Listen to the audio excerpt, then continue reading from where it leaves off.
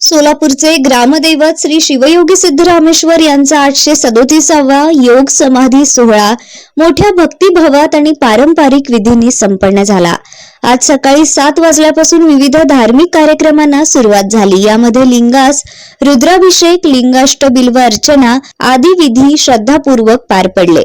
शहरातील अनेक पुरोहित मंडळींनी या धार्मिक विधीमध्ये सहभाग घेतला।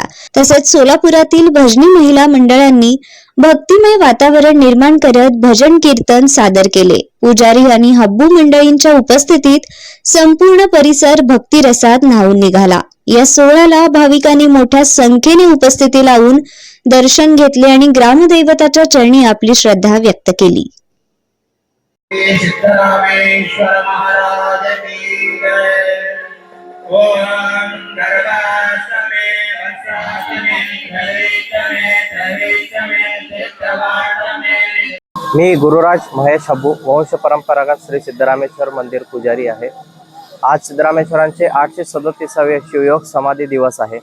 आजच्या दिवशी म्हणजे पाडव्यापासून 5व्या तिथीला पंचमी तिथीला सिद्धरामेश्वरांनी त्यांचे गुरु श्रीशैल मल्लिकार्जुनांच्या साक्षीने त्यांच्या आशीर्वादाने या स्थानावरती त्यांच्या कार्यमानात म्हणजे 101 वर्षाचे त्यांचा जो कार्यमान होता त्याच्यात दुसऱ्यांदा शिवयोग समाधी घेतली होती। पहिली समाधी त्यांनी वयाच्या 40व्या वर्षी असं 25 वर्षापर्यंत म्हणजे 65व्या वर्षापर्यंत समाधी घेऊन दुसरी शिवयोग समाधी त्यांनी वयाच्या 101व्या वर्षी घेतली होती।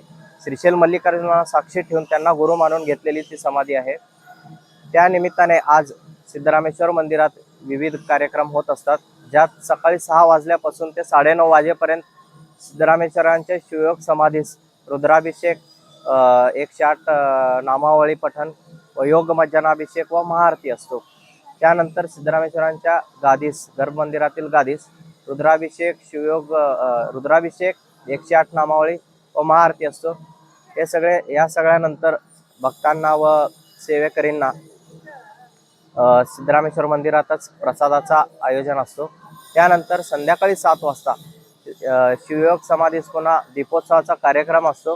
दीपोत्सवानंतर आज सोमवार निमित्त सिद्धरामेश्वरांच्या योग समाधीस व गर्भ मंदिरास पालखी प्रदक्षिणा करून पुन्हा एकदा गर्भ मंदिरात 10:30 ते 11:30 वाजेपर्यंत रुद्राभिषेक, महाआरती करून मंदिर रात्री 11:30 वाजता दर्शनासाठी बंद केला जातो।